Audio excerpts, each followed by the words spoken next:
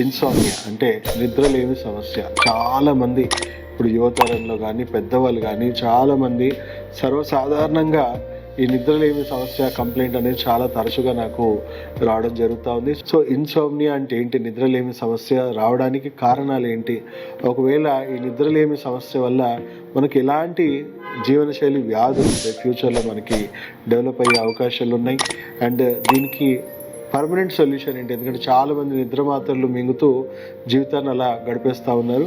So నిద్రలేమి సమస్య చూసుకుంటే క్వాలిటీ ఆఫ్ స్లీప్, కనీసం కానీ 8 గంటలు క్వాలిటీ స్లీప్ అనేది చాలా అవసరం.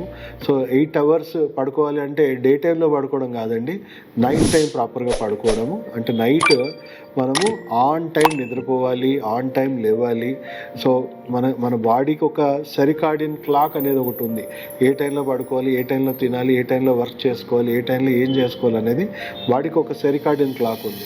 సో నేను నైట్ టైం మేల్కుంటాను, పొద్దున పడుకుంటాను అంటే మీ సెరికాడియన్ క్లాక్ అనేది కంప్లీట్గా డిస్టర్బ్ అయిపోయింది. దానివల్ల మీకు ఎన్నో రకాల జీవనశైలి వ్యాధులు. ఇప్పుడు మీరు పడుకోకపోవడం వల్ల ఏమవుతుంది, మీకు నిద్రలో నైట్ టైం పడుకున్నప్పుడు చూసుకుంటే ఆల్మోస్ట్ 9 o'clock నుంచి మార్నింగ్ 5 o'clock వరకు మన బాడీ రిపేర్ చేసుకునే ఫంక్షన్, అంటే ఆ టైంలో మీ బాడీ అంతా కూడా సర్వీసింగ్, సెల్ఫ్ రిపేర్ చేసుకోవాల్సిన టైం.